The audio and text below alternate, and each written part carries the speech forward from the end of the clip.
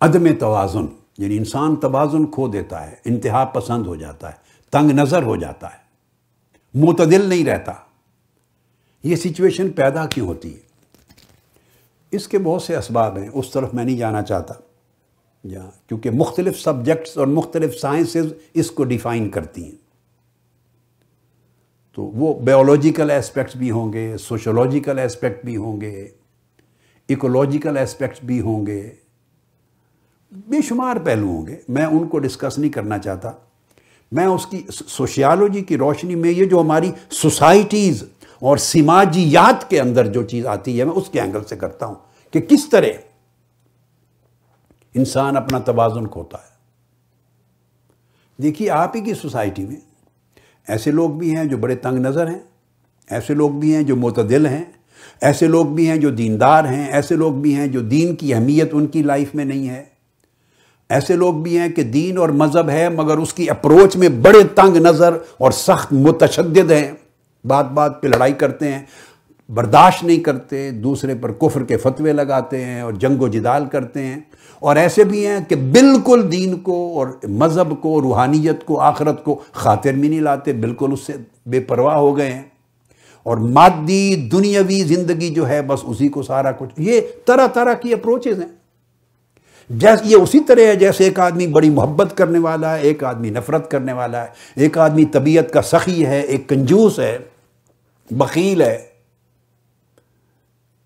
تو یہ جس طرح عادات ڈیولپ ہوتی ہیں، طبیعتیں ڈیولپ ہوتی ہیں، ذہنی کیفیات ڈیولپ ہوتی ہیں، اسی طرح اپروچ، آئیڈیاز کی طرف اپروچ ڈیولپ ہوتی ہے۔ کہاں سے؟ تو میں نے عرض کیا کہ اسباب کئی ہیں، مگر میں اس کا ایک جو امپورٹنٹ ریزن ہے جو آپ سے ہم سے ڈائریکٹلی ریلیٹڈ ہے، سمجھ میں آنے والا، اس کو کوٹ کرتا ہوں۔ جس طرح کے ماحول میں انسان رہتا ہے، پرورش پاتا ہے،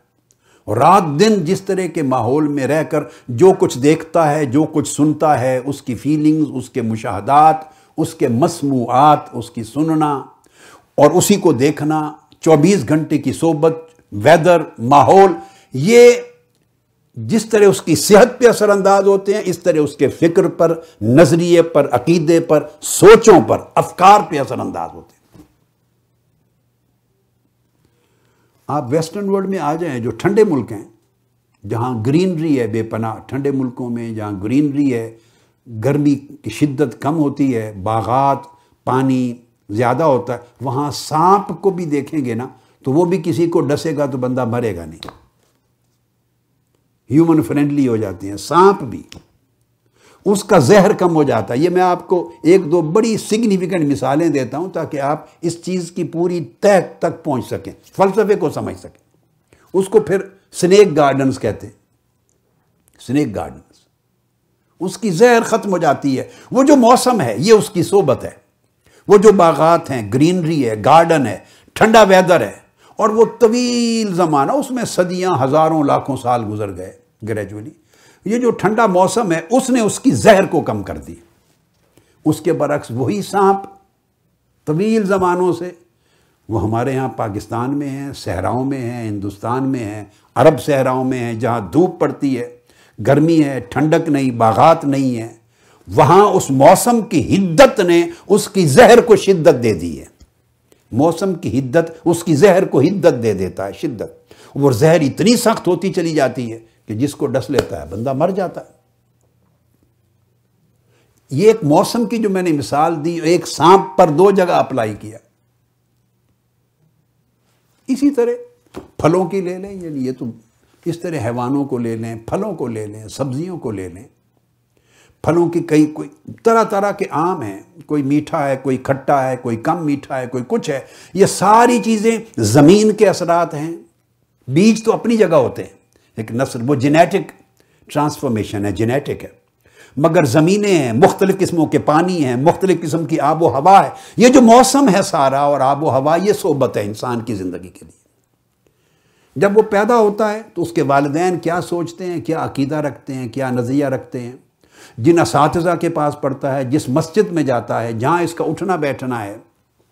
24 گھنٹے کی جو صحبت ہے، دینی ہے یا دینی نہیں ہے، دنیاوی ہے یا دینی ہے، مذہبی ہے یا غیر مذہبی ہے، وہاں دینی امور انجام پاتے ہیں تو رفتہ رفتہ اس کی عادت دینی مذہبی روحانی ہوتی چلی جائے گی۔ ایک آدمی پوری لائف بچپن سے آن ورڈ ایک ایسے گھر میں ایک ایسے ماحول میں پرورش پائی ہے جہاں وہ نماز پڑھنے کا معمول نہیں ہے تو نماز اس کی طبیعت میں راسخ نہیں ہوگی۔ دین کی رغبتیں نہیں پائی جاتی، اس نے دیکھی نہیں سنی نہیں، اس کی اہمیت زندگی میں کم ہو جائے گی، اور اتنی کم ہو جائے گی کہ بعد ازاں جب وہ عاقل بالغ ہو جاتا ہے تو آپ اس کو ڈیفرنٹ بات کریں گے ادھر یا ادھر تو اس کے ذہن میں نہیں آئے گی، وہ پختہ ہو جاتا ہے اس کا ذہن۔ اسی طرح ہمارے ہاں تنگ نظری ڈیولپ ہوتی ہے جب آپ ایک ہی ماحول میں رہتے ہیں۔ آپ اس کو یوں لے لیں جیسے آج سوشل میڈیا کی ایک بات ہو رہی تھی، سوشل میڈیا کا زمانہ ہے، 24 گھنٹے آپ ٹی وی چینلز کو دیکھتے ہیں یا سوشل میڈیا کو دیکھتے ہیں، مختلف میڈیا کے ٹولز کو دیکھتے ہیں، سیل فون کے ذریعے، ماڈرن ٹیکنالوجی میں ہر وقت جو چیز آتی رہتی ہے، ہر وقت سنتے ہیں، اسی سے آپ کا ذہن بنتا ہے، اور لوگ پروڈکٹ بھی اسی طرح بیچتے ہیں۔